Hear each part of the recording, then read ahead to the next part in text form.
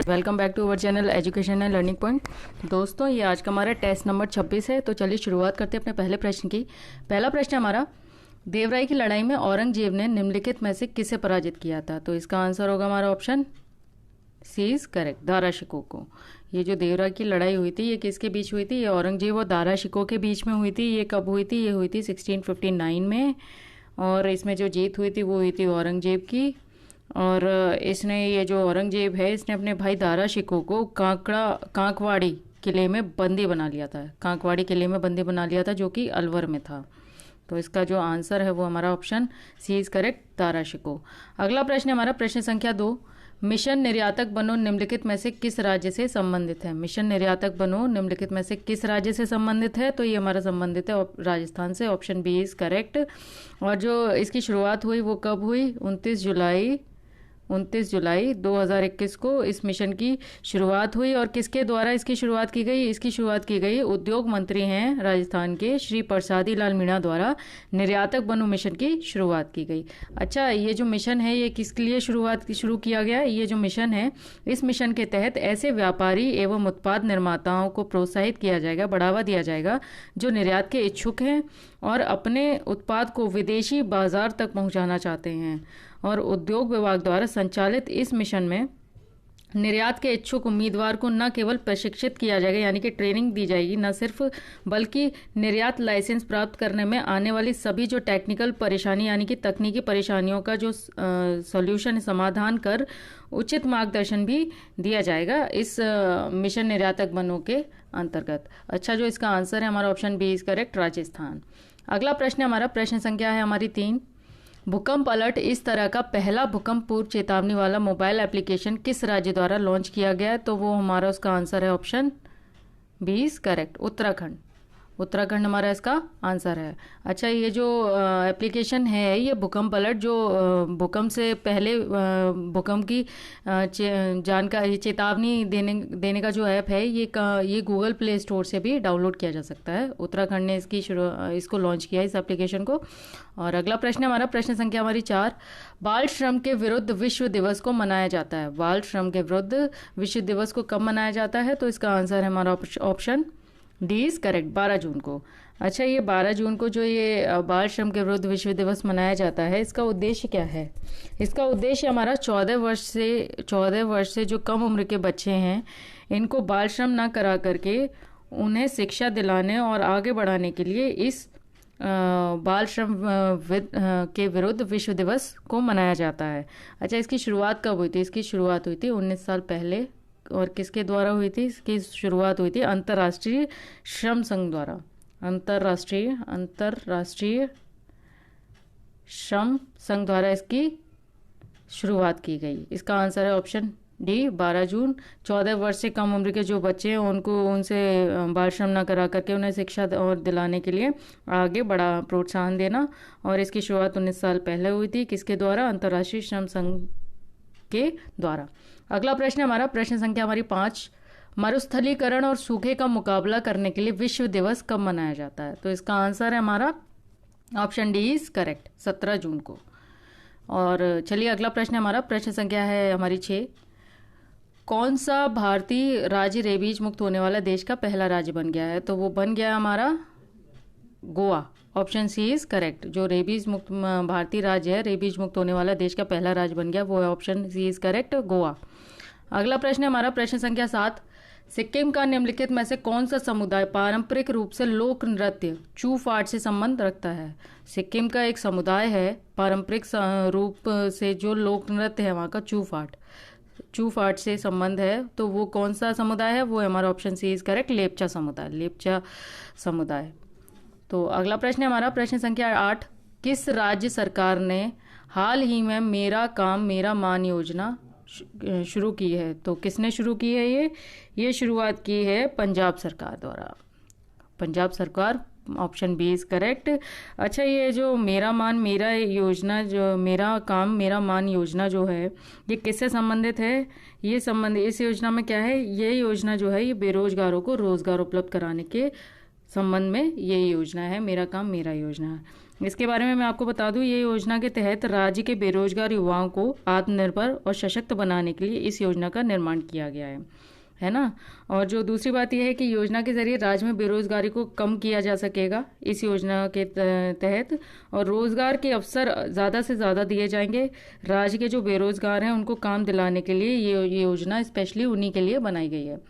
तो मेरा काम मेरा मान योजना, इसका आंसर है option B is correct, Punjab. अगला प्रश्न है प्रश्न संख्या 9।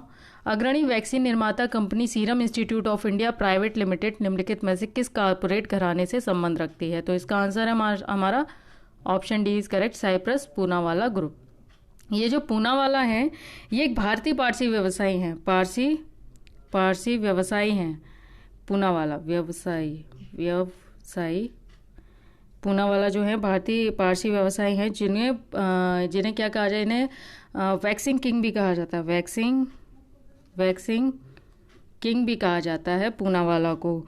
और जिसमें ये पूनावाला समूह के अध्यक्ष भी हैं, जिसमें सीरम इंस्टीट्यूट ऑफ इंडिया, भारतीय बायोटेक कंपनी जो बाल चिकित्सा टीके बनाती है उसमें शामिल है। इसका जो आंसर है option D is correct, Cyprus Poonawalla group.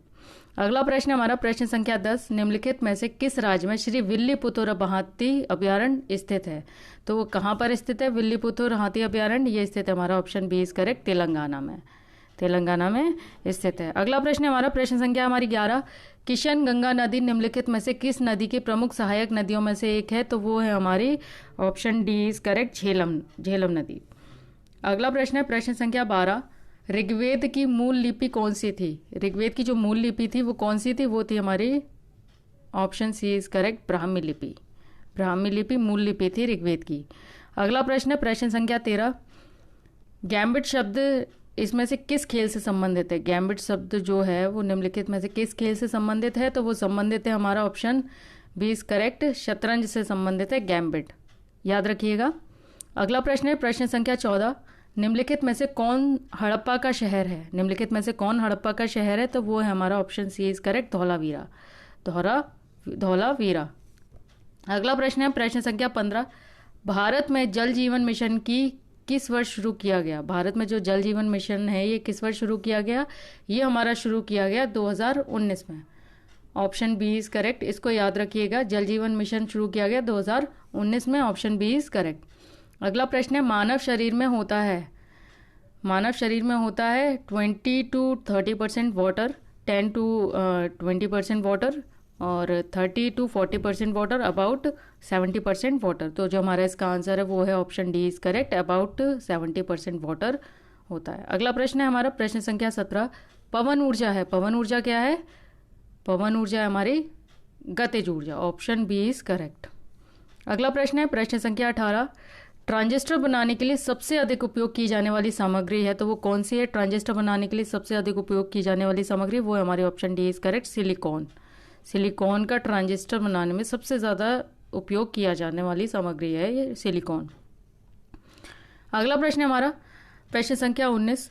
Mattancherry महल कहाँ स्थित है? मट्टानचेरी जो महल है वो कहाँ पर स्थित है? वो स्थित है हमारा ऑप्शन, बताइए कहाँ पर स्थित है मट्टानचेरी? ये स्थित है हमारा केरल में, option B is correct, Kerala में मट्टानचेरी महल। अच्छा, ये जो मट्टानचेरी महल है ये पुर्तगालियों द्वारा किस सन में बनाया गया? पुर्तगालियों द्वारा ये बनाया गया 1545 ईस्वी में। 1545 ईस्वी में इसका निर्माण किया गया मट्टानचेरी महल का। अच्छा, ये किस लिए निर्माण किया था इसका निर्माण किया था पुर्तगालियों ने। कोची राजवंश के एक राजा थे वीर केरल वर्मा, उनको भेंट स्वरूप देने के लिए इसका निर्माण किया गया था मट्टानचेरी महल का, जो कि केरल में है। 1545 ईस्वी में पुर्तगालियों ने इसका निर्माण कराया था। अगला प्रश्न हमारा प्रश्न संख्या हमारी 20। निम्नलिखित में से कौन सा राज्य कॉफी का सबसे बड़ा उत्पादक है? निम्नलिखित में से कौन सा राज्य कॉफी का सबसे बड़ा उत्पादक है? तो वो है हमारा, बताइए क्या है? ये आपने पढ़ा होगा ज़्यादातर लोगों ने। तो इसका जो आंसर है हमारा option A is correct, Karnataka में हमारी कितनी % कॉफ़ी होती है? कर्नाटक में हमारी जो होती है 53% कॉफ़ी का उत्पादन होता है। और जो हमारा केरल और तमिलनाडु में होता है, केरल में कितना होता है, कितना %? केरल में हमारा होता है 28% कॉफ़ी का उत्पादन, और जो हमारा तमिलनाडु में कितना परसेंट होता है? तमिलनाडु में हमारा होता है 11% कॉफ़ी का उत्पादन, यानी कि तमिलनाडु में 11% कॉफ़ी का उत्पादन होता है, केरल में 28% और कर्नाटक में 53%, जो कि सबसे ज़्यादा परसेंटेज है कॉफ़ी उत्पादन का। तो आज के प्रश्नों की श्रृंखला हमारी यहीं पर समाप्त हुई। और आज का जो क्वेश्चन ऑफ द डे है वो है हमारा, वाटर एटीएम की किस राज्य में शुरुआत की गई? इसका आंसर आप हमें कमेंट सेक्शन में ज़रूर दें। और जो हमारा टेस्ट नंबर 25 था, उसका जो क्वेश्चन ऑफ द डे है, क्वेश्चन ऑफ द डे था, उसका क्या आंसर, उसका आंसर भी मैं आपको बता दूं। वो क्वेश्चन था हमारा, उत्तर प्रदेश में लैंड होल्डिंग यूनिकोड क्या है और किससे संबंधित है? तो ये हमारा लैंड होल्डिंग जो उत्तर प्रदेश में लैंड होल्डिंग जो यूनिकोड है वो क्या है? ये जो इसकी जो शुरुआत हुई है वो हुई है फरवरी 2021 में इस की शुरुआत हुई थी। और किसके द्वारा? उत्तर प्रदेश सरकार द्वारा इसकी शुरुआत की गई, लैंड होल्डिंग यूनिकोड की। अच्छा, ये सभी प्रकार के जो लैंड होल्डिंग को चिन्हित करने के लिए एक 16 अंकों का यूनिकोड जारी करने की एक प्रणाली शुरू की थी उत्तर प्रदेश सरकार ने 2021 में। इस प्रणाली का जो उद्देश्य था वो क्या था? इसका उद्देश्य था भूमि विवादों के मामलों की जांच करना, विवादित भूमि की नकली रजिस्ट्रियों को समाप्त करना और लोगों को धोखेबाजों के जाल में फंसने से बचाना। ये इसका मुख्य उद्देश्य था। अच्छा, इस प्रणाली के तहत भूमि की यूनिकोड संख्या 16 अंकों वाली होगी। भूमि की जो यूनिकोड संख्या होगी इस प्रणाली के तहत वो होगी 16 अंकों वाली, जिसमें पहले 6 अंक होंगे भूमि की जनसंख्या आबादी के आधार पर। पहले जो 6 अंक होंगे भूमि की जनसंख्या आबादी के आधार पर निर्धारित होंगे, और जो अगले 4 अंक होंगे वो होंगे भूमि की विशिष्ट पहचान का निर्धारण करेंगे। अच्छा, ये यूनिकोड है, जो लैंड होल्डिंग यूनिकोड है, ये किस विभाग द्वारा जारी किया जाएगा? ये किस विभाग द्वारा इसके जारी किया जाएगा? ये जारी किया जाएगा राजस्व विभाग द्वारा, यानी कि रेवेन्यू डिपार्टमेंट द्वारा ये जारी किया जाएगा। अच्छा, ये जो एक शब्द में अगर इसको बोला जाए तो इसको ये बोलेंगे कि लैंड होल्डिंग यूनिकोड भूमि विवाद के मामलों की जांच करने में मदद करेगा। तो ये तो हो गया हमारा आज का प्रश्न जो है हमारा टेस्ट नंबर 25 का, वो कंप्लीट हुआ। तो क्वेश्चन ऑफ द डे का आंसर आप हमें कमेंट सेक्शन में ज़रूर दें। मिलते हैं अपनी अगली श्रृंखला में, तब तक के लिए नमस्कार।